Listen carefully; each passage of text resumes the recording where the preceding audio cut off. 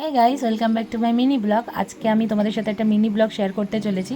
আমি আর দীপাঞ্জন হঠাৎ করেই একটা সিসিডিতে চলে গেছিলাম, আর সেদিনকার আমরা ওখানে গিয়ে একটা কফি খেয়েছিলাম, ক্যাপেচিনো। আর আমরা দুজনে মিলে সেখানে গিয়ে কী করেছি সেটাই তোমাদের সাথে শেয়ার করেছি। দেখতে থাকো আমরা ওখানে গিয়ে কী ধরনের মজা করেছি। আর ভালো লাগলে অবশ্যই আমার ভিডিওটাকে লাইক করবে, কমেন্ট করবে অ্যান্ড শেয়ার করবে অ্যান্ড সাবস্ক্রাইব করবে। দেখতে থাকো। তো আমরা এসেছি এখন সিসিটিতে।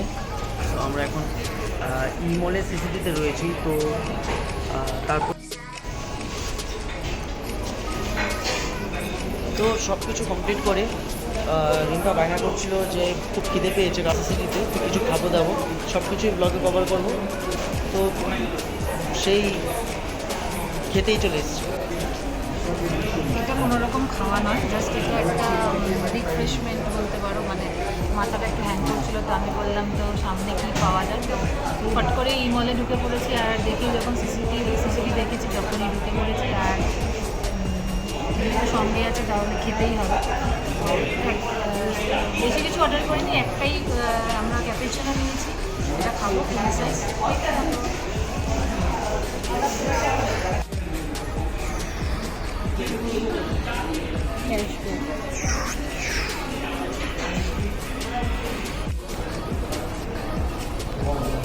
তো ওর কফি চলে এসছে, আমার বার্গার এখন অবধি আসেনি। দেখো কত হ্যাপি কফিটা দেখে ও।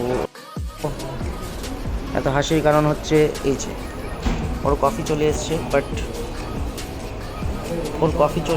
বাট এখন পর্যন্ত আমার বার্গার আসেনি। তো কখন আসবে সেটা আমি ওয়েট করছি আমার বার্গারটার জন্য। দেখো কফি খাবে এবং তোমরাও খাও। এই যে বাড়ি থেকে বেরিয়ে এই কফি খাওয়া, গরমের দিনে কফি খাওয়া ভালো লাগে। গরম নেই তো, আর আমি গরমের মধ্যে বসে যাই হোক, বেরোলে তো খুব গরম। এই ক্যাপেচিনো খাওয়ার মজাটাই আলাদা। ওকে, কিছু নি ভাই, এত কিছু জানি না, আমি ক্যাপুচিনো খাওয়াটা কম পছন্দ। ঠিক আছে।